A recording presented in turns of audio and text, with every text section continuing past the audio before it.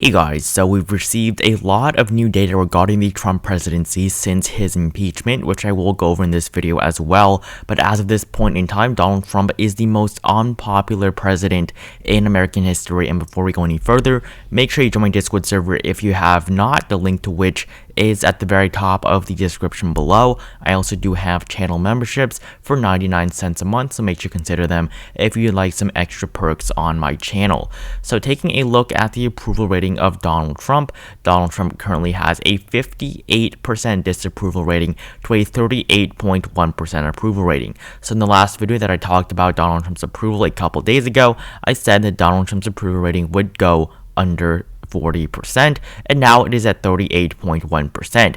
Now the lowest point for Donald Trump's approval, I believe, is around this point in time when he went under 37% at 36.5%, and that was his highest disapproval rating at 57.4.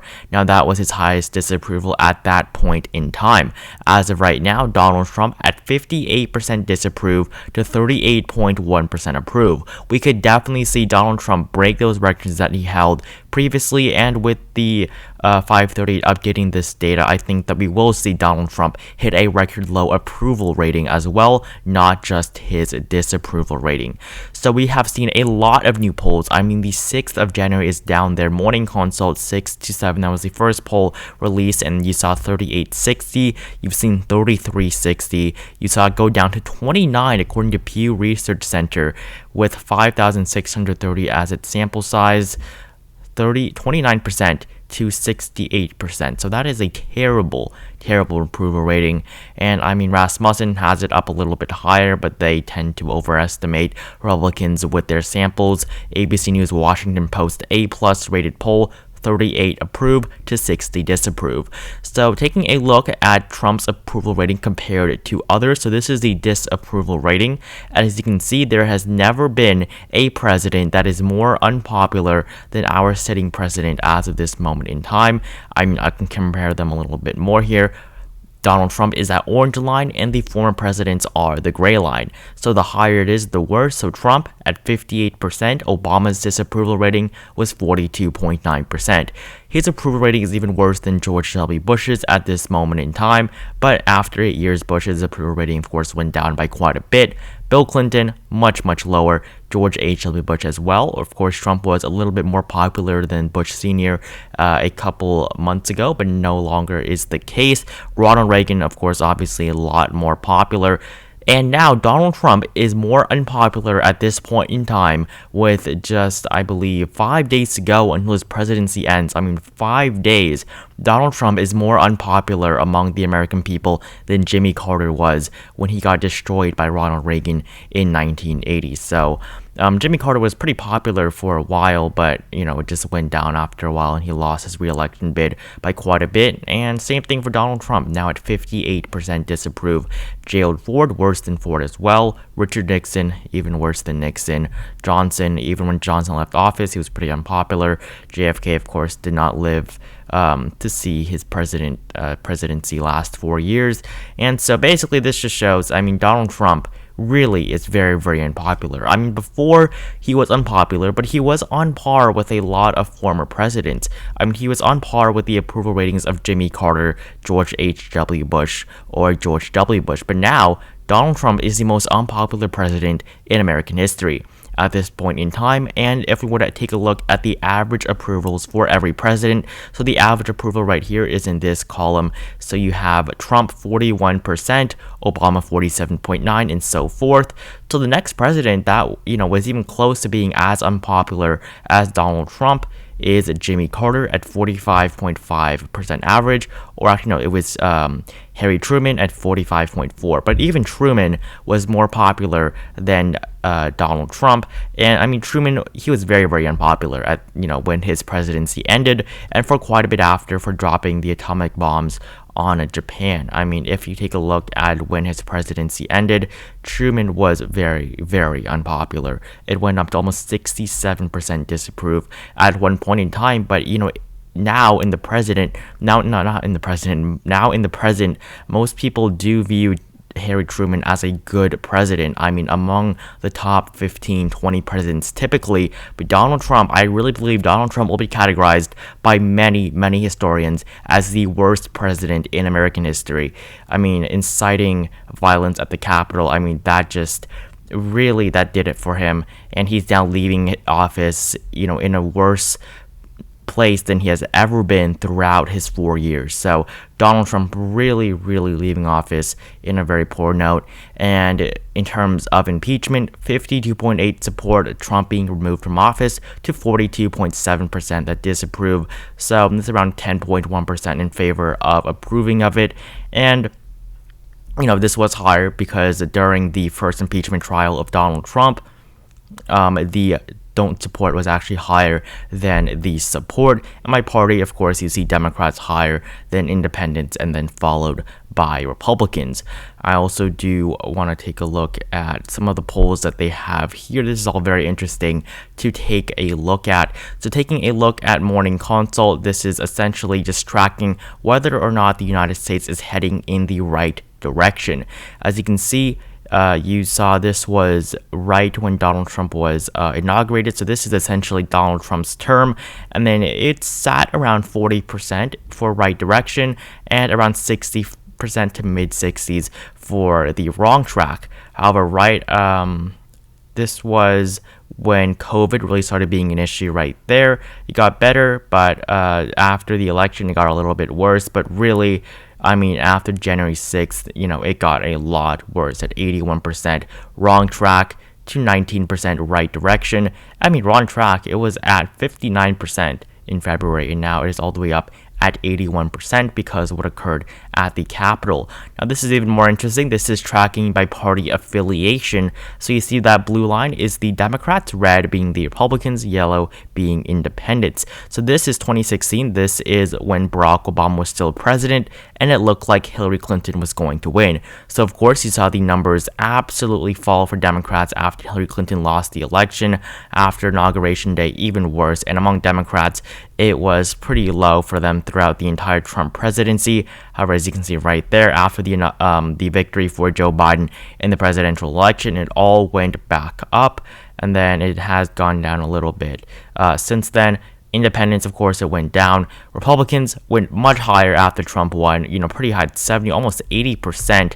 It did drop quite a bit due to COVID-19, so even Republicans felt that Donald Trump was doing not so great of a job. And then after Trump lost the election, it went down, kept going down after the insurrection at the Capitol, went down to 26%. So right now, the country is not heading in the right direction according to an overwhelming majority of Americans, 81%.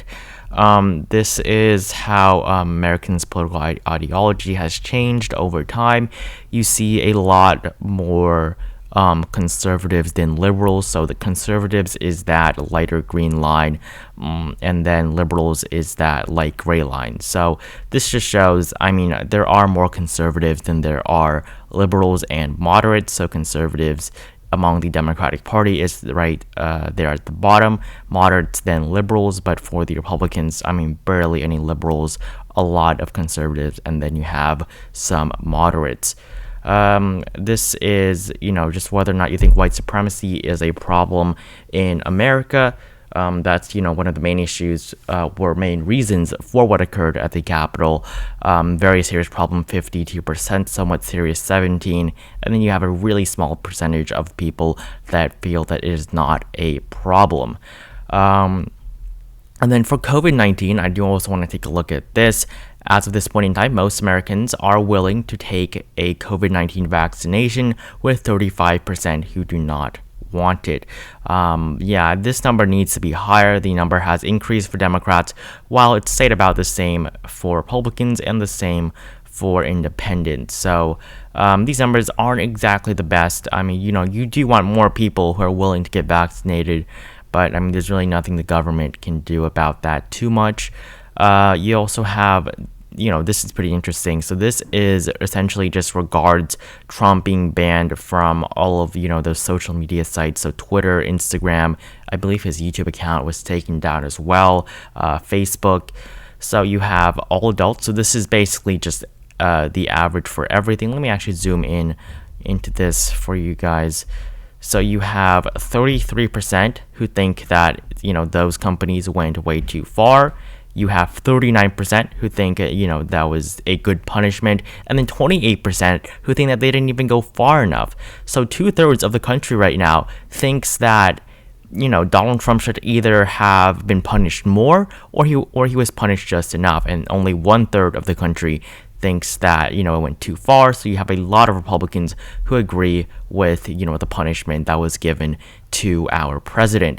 And this will also affect the 2024 race with Donald Trump's impeachment, this being the most bipartisan impeachment in American history. Of course, you saw that in Trump's first impeachment, I believe no Republicans voted for impeachment, and 2 Democrats actually joined the Republicans. It was something like that. And you've compared this to the impeachment of Bill Clinton. So this was in 1998.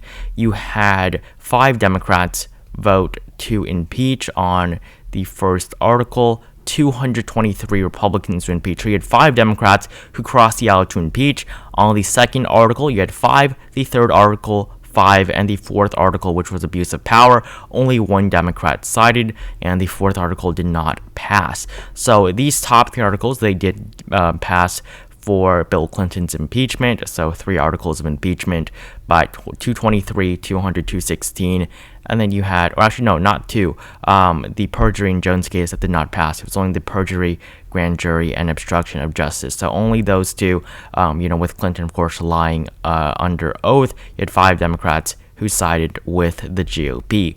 However, for the impeachment of Andrew Johnson, so this was all the way back in 1868, very, very partisan. 2 Republicans voted against their party, while 0 Democrats voted in favor of the impeachment. This is, of course, Republicans controlled the House, and Johnson was 1 vote away in the Senate from actually being impeached. So Andrew Johnson was not actually convicted, but he was impeached, for this.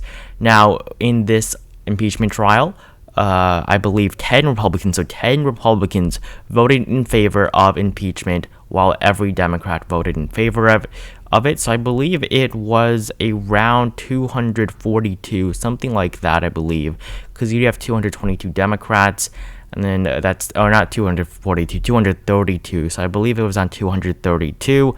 And that race in Iowa, Mariannette Miller Meeks has been sworn in, and she has, this race has been called for, although she won by 6 votes. The race in the 22nd District of New York still is not called. There's been lawsuits about all of that. You have Anthony Brindisi, who is running for re-election, and he is currently down by 12 votes in the 22nd District of New York, and there are still a few more votes left to count there in the 22nd District. So that race won't be called for a while.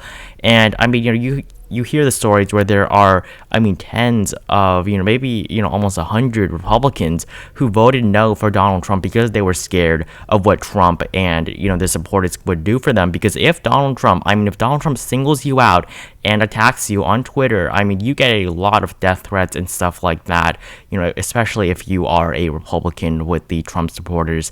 So, a lot of them were just scared to vote no.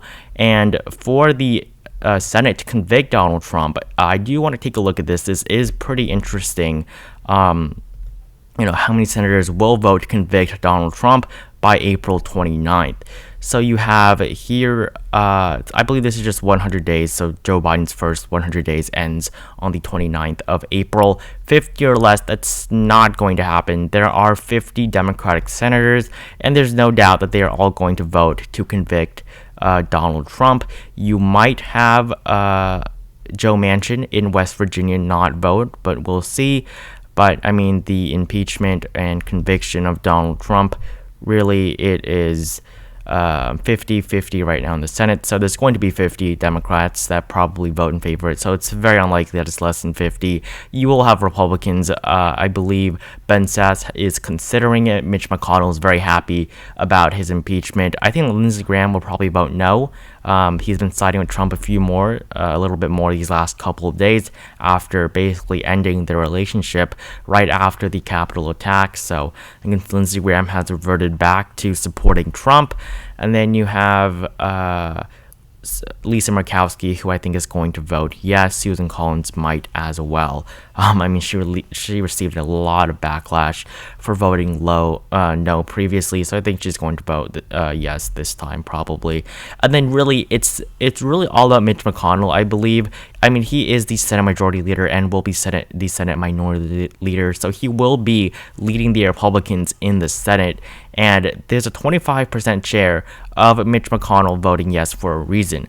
I mean, if Mitch McConnell votes yes, then I believe that the Republicans, a lot of Republicans, there will be 17 Republicans, that will be enough to vote to convict Donald Trump. So 25%, that is really just if Mitch McConnell decides to vote yes on that. And then this is the odds for whether or not Mitch McConnell will vote yes. I mean, the chances have been going up. You saw a lot of stories about McConnell, really hating Trump right now, really wants to get rid of him from the party. And I think that voting yes on that will get him convicted and will be able to remove Donald Trump from the party, because right now the Republican Party is split.